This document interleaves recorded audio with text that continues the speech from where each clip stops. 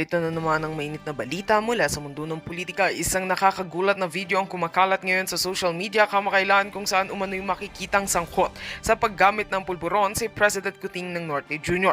Agad itong nag-viral at umani ng samot-saring reaksyon mula sa publiko.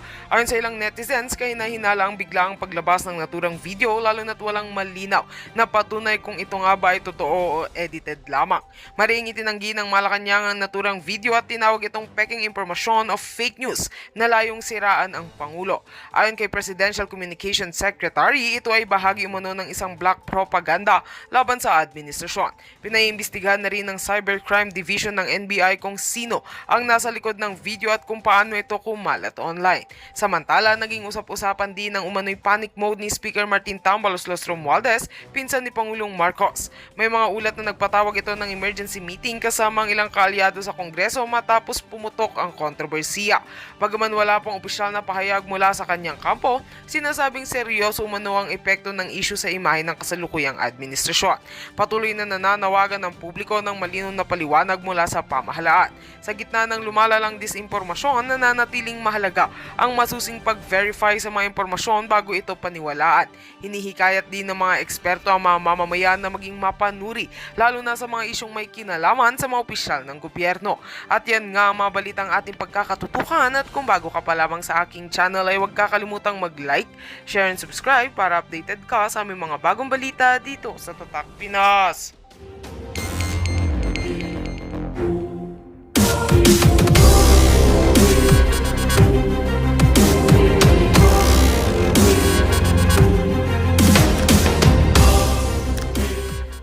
Tingnan mo yung Facebook post ni Marcos. Di ba nakaano siya ng parang isang sako ng bugas eh. Pero tingnan yung mukha. Walang ka-effort na nagbuhat. So ibig sabihin, niritoki lang yon, di ba? Yes, yes. Tingnan mo yung mukha. Oo nga, ik nga. Parang 1 kilo yata ng bugas yan. Ako, of course ako. Sa sako. Isang sako bugas, hindi 1 kilo. Hindi naman ganyan isang sako bugas. Pero tingnan mo yung mukha ni Marcos. Walang ka-effort na nag-lift siya ng 50 kilograms. Ako kaya kong i-lift yan. Pero siyempre, madidistort na yung mukha ko dahil, di ba? Madidistort yung mukha ko. 50 kilos na 25 kilos, sa bigat yan. Nagbubuhat nga ako dyan sa Smith machine ko ng 50 kilos, 100 kilos. Hindi na ma-drawing yung mukha ko. Imagine, kasi sobrang bigat. 100 kilos, kaya ko. On either sa 50-50 on either side. Pero hindi na ma-drawing yung mukha ko. So, tingnan mo yung mukha ni Marcos, naka-smile pa. Para siyang Superman. Diyan pa lang mga kababayan, kitang-kita nyo, ek-ek. Tapos pangalawa. Peke pa. Basahin mo, natupad na ang pangako. Hindi niya sinabi pangako niya. Tingnan mo, basahin mo. Basahin mo, natupad na ang pangako. Sinabing pangako niya. Oo, natupad. Ay sabi niya, 20 pesos kada kilo. Iyan ang pangako at ngayon, sinimulan na natin itong maisakatuparan sa Visayas region. Yan ang pangako. Hindi kasi sinabi pangako niya. Matutupad na, ganyan. Oo. Okay. Pero yun niya yung pangako. Hindi niya sinabing pangako niya. Kasi he's playing safe, mga kababayan, kasi alam nyo, hindi mag-last yan. Kasi ang sabi nga ng Department of Agriculture, hanggang December 2025 lang yan. Although they are hoping it will last until 2028. Bakit? They have 328,000 metric tons of rice sa NFA. Kailangan nilang i-dispose yan kasi parating na yung harvest season. So magpapalit ng stock. So kaya nga sabi ko, yan will not last. It will not last. Kasi pagkaubos ng 328,000 metric tons, balik ka na sa original price. Di ba? At saka sa Visayas lang. At sa Visayas lang, kung taga Maynila ka, mag-aeroplano ka, magbarko ka para bumili ng 20 pesos. Hindi ba, Tigler? Hindi naman lahat makakabili. Hindi ako qualified. Kasi,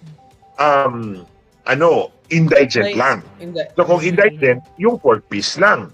Yung identified lang as 4 piece recipients. So yon, indigent yon. Pangalawa, hindi na makakabili ng marami. Kasi 40 kilograms lang per month. O, di ba? Eh, paano kung malaki yung pamilya mo? Bibili ka pa rin sa labas, pagkakag. Hindi pa rin 20 pesos. O, di ba? Kaya nga, at least si Marcos, alam mo talaga tuso talaga tong hunghang na to. Natupad ang pangako. Hindi nga sinabi pangako niya kasi nga alam hindi ito maglalast. O, di ba? Ek lang yan, mga kabayan, kasi malapit na eleksyon. Kailangan niya. And his popularity, trust rating, is going down. Yep. So, nawala si attorney. Kaya nga, brother, so ito talaga ay short term or drama lang dahil papalapit na nga yung eleksyon.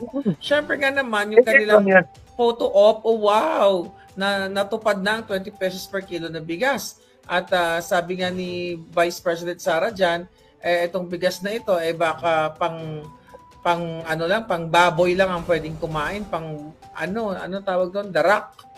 Unsa na sa Bisaya yung lamaw. Lamaw, yes. Oh, lamaw. Oo, pang lamaw. Oo. Yan ang dapat ipakain kay Lisa Marcos doon sa pigpen. Yeah. Dapat tayo makain sa kanya. Mas bagay sa kanya yun.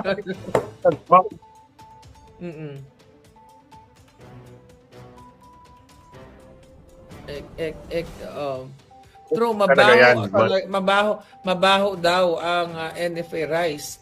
Hindi ka gaganahan kumain. Grabe. At saka imagine mo, hindi pwedeng, brother, no? Hindi pwedeng bibigyan mo lang. Let's say for example, magpalagay na natin makakain yung 20 pesos sa kilo ng bigas at doon lang sa Visayas.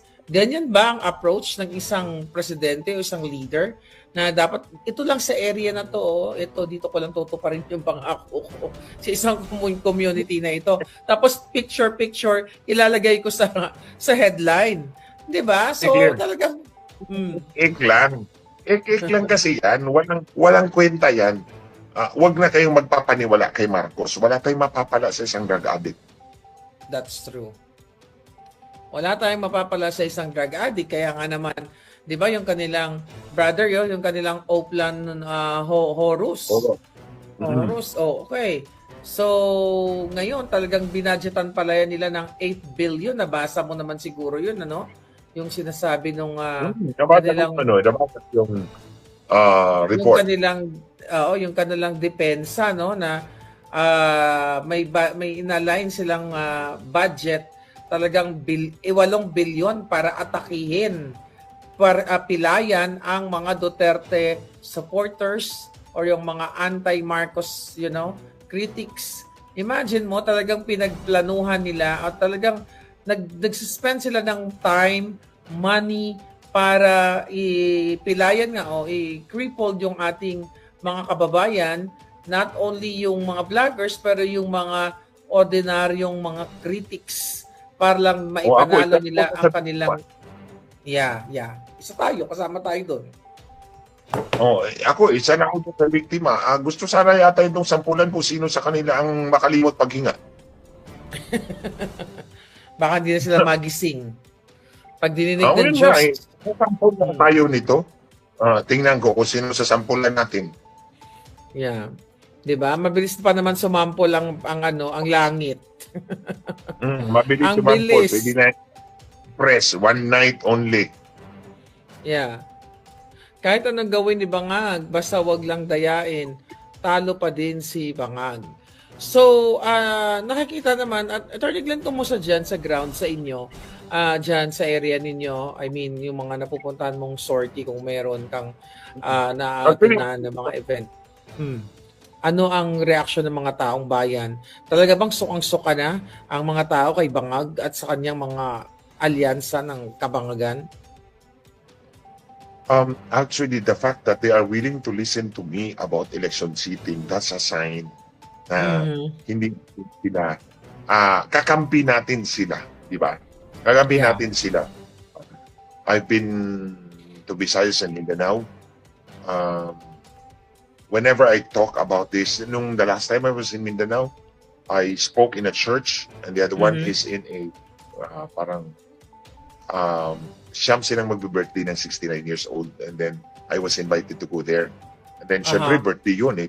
Pero pinagbigyan ako. Alam mo naman, si Tita Mirna, binigyan ako ng time to speak. Eh, syempre, my topic is about election seating. And I got very good reaction from the public.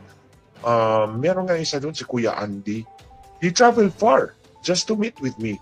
Kasi alam niya pupunta ako doon. And then ito, Ate Clay, gusto kong i-share sa inyo, mga kababayan. Yung video ng Dayaan. Dayaan. Dito, mga kababayan, share natin ulit. Sige, go ahead now. So, it so happened na may mag-ina na nanood sa video na yan. Tinawag to sa akin kagabi. So, it so happened na yung mag-ina nanood sa video na yan. And they have a caregiver na Marcos na Marcos. Okay. So, Marcos na Marcos yung caregiver. Of course, educated yung caregiver. Pero so nung simula na manood sa video, nagko-comment siya. Sabi niya, nakakapanggigil to, nakakagalit to. Oblivious to the amo niyang dalawang nanonood din. So nagre-react siya na nagre-react. So in other words, nagalit siya nung nakita niya, dinadaya lang pala talaga yung eleksyon natin. No? Dinadaya. It's a first hand, ito yung una kong narinig na epektibo yung video na yan. So galit na galit siya. Tapos sinabi niya, ma'am, bakit nangyayari to? Then explain sa kanya, sabi niya, sino bang may control sa Comelec? Hindi syempre ang sagot sa kanya, hindi yung presidente. Edi pagkatapos nun, anti-BBM na siya. Oh, congratulations. So effective effective yung pag-educate natin sa kanila. Imagine kikipag-away pa siya sa mga kasambahay niya, sa mga kasama niya sa bahay. Kasi dinidefend niya si Marcos. After the video, siyempre kasama na sila, anti-Marcos na rin siya. So, at least epektibo yung video na yan. I never did that in 14 years. It's only today. Because ngayon ko lang nakita yung gravest peril that we are in. We are in the gravest, mga kababayan.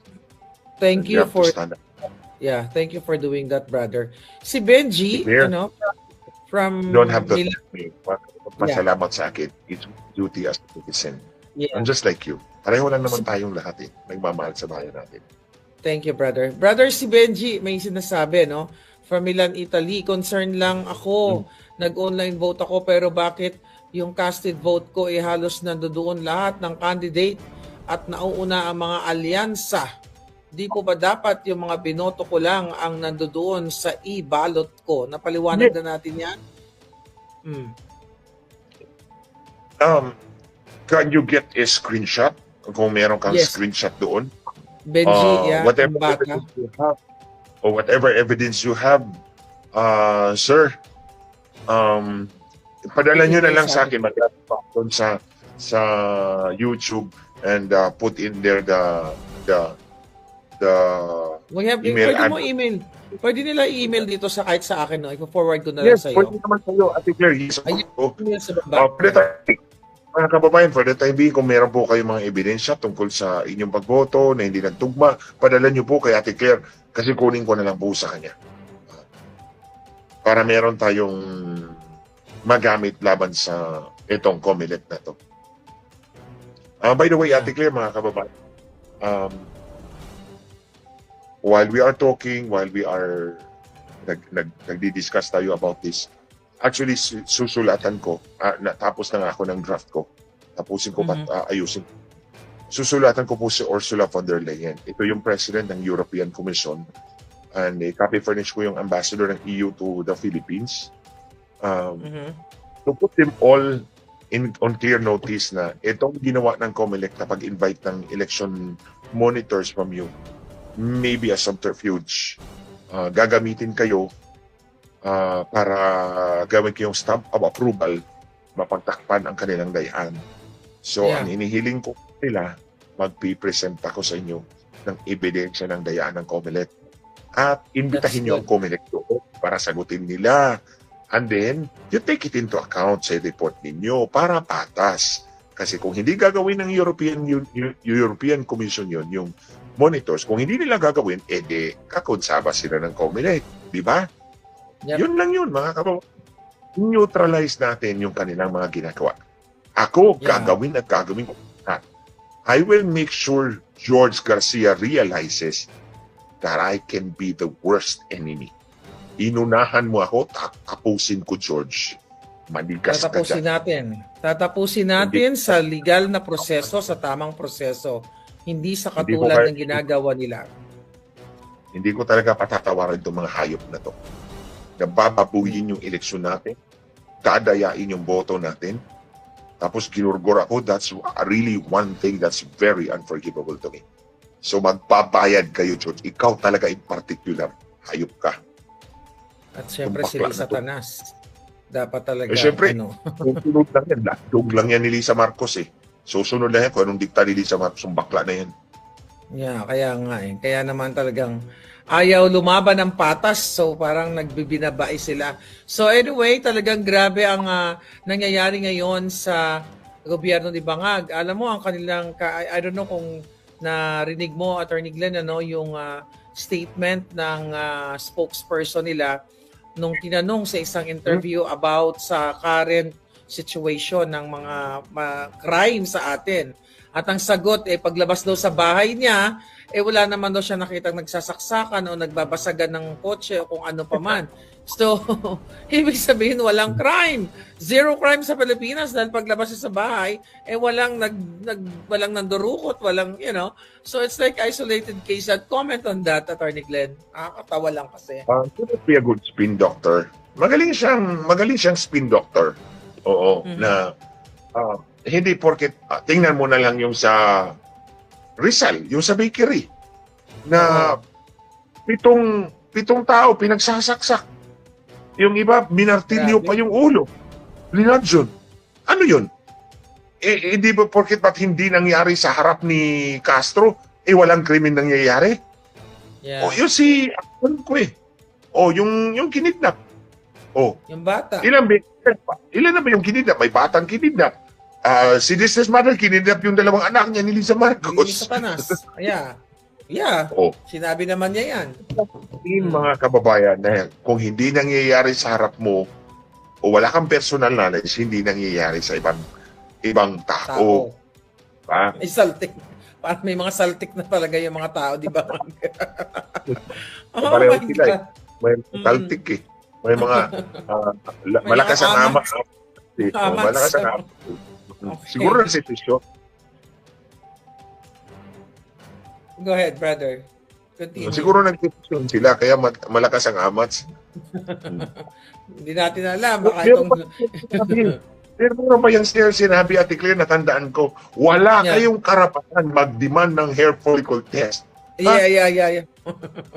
Abogado pa naman to. Baka hindi. Saan ba to galing tong abogado na to? Maka-graduate sa mababang paaralan ng... The issue of drug addiction is a public concern. It's a public interest issue. And every Filipino, at least kung registered voter ka, the more, you have the right to demand accountability from your officials. Kung may allegation na bangag ka, you have to come out clean. And I have the right to demand that you undergo a hair follicle test, Mr. Ferdinand Marcos Jr. I will never call you president kasi alam ko naman nandaya kay hindi ka totoong pangulo, impostor ka lang. Yeah. Usurper ka lang. O usurper ka lang, Mr. Marcos. Pero be that as it may, because ikaw ang nakaupo dyan, then I will demand a hair follicle test because there are credible witnesses na drug addict ka. Yeah. Brother, no? Kunin ko na yung pagkakataon, di ba? Siguro narinig mo naman na itong Bangag administration ay kakasuhan daw nila ako ng inciting to seduction. Sedition. Patungkol dun sa Pulburon video na ipinakita ko as a lawyer, anong mako-comment mo dyan? Of course, they can file cases against me sa Pilipinas kahit 1 trillion cases pa yan. Alam naman nila, Ate Claire, that criminal laws are territorial. Criminal laws are territorial. So it only applies in the Philippines. You are outside of the jurisdiction of this country. You are not a citizen of this country. How do you apply Philippine law? May saltik din. May saltik. May mga saltik nga. May mga saltik nga. Ano, anong sabi pa, huntingin na lang daw ako kasi puno na raw yung salop. Itong matandang. Itong, may mga saltik na lang din talaga. Ang sarap lang din talaga nila pagtawanan. At sinasabi pa nga, mas ito lang, gusto ko lang, para marinig na ating mga kababayan. Kailangan daw, pasampahan nila kung masampahan na raw ako ng isang katutak na cyber libel, baka pwede na nila akong pwede na raw sila makipag-ugnayan dito sa Amerika para ipa-extradite ako. Or, Ito nga citizen ng Pilipinas eh. Paano ka i-extradite? Yun na nga, paano ka nga i-extradite kung hindi ka na citizen ng bansang... Pagtatawanan lang sila ng government. Kaya nga, mga kababayan, nakakatawa na... It's not actually the feasibility of actually filing a case against you, but it's more of optics. Tinatakot nila yung ibang katulad ng Pinas. Oo. Yes. That's all and be all of it. Tinatakot nila ating mga kababayan na huwag kayong magsalita laban kay Marcos, huwag kayong mag-comment laban kay Marcos. Ako, dinaakusahan ko nga ito, ikaw tuta ni Lisa Marcos, mandaraya ka. Sige, kasuhan mo ako. Yeah. Raya kayo mag-asawang dalawa. Kasuhan mo ako dyan. Sinasabi ko yan. I make a categorical allegation against you publicly na mandaraya kayong dalawa. Hindi naman pwedeng yung asawa mo lang na halimaw ang makikipag-meeting sa Smartmatic na wala kang alam eh. Halimaw talaga, wak-wak yun eh. Yeah, sana ilabas na nung yung ating kaibigan. Kaibigan mo rin yun eh. Ilabas na yung litrato ng isang anggulo ng pandaraya ng 2022 at ginamit ang military forces according to our friend.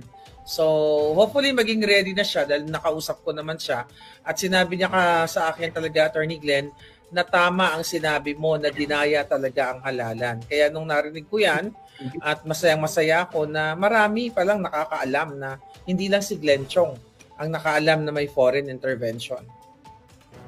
Ayoko namang magsabi ng kasinungalingan kasi alam ko naman na kung kasinungalingan ang sasabihin ko, that's the easiest way to gorgor me. Di ba, mga kababayan? The easiest way to gorgor me, and I have so many enemies dyan sa yung mga masasamang tao. Ang dami nila. Yung mga masasamang tao. O mga wakwak. Gusto nila akong gorgorin. But they cannot. Imagine, I survived 14 years, 15 years na wala silang... Sige. Imagine, I survived 15 years na masaya every day na habang yung laban ko na high blood na kung anong gagawin nila sa akin, I survive. Sa atin, habang tayo ay nagsasaya, sila ay gigil na gigil sa atin.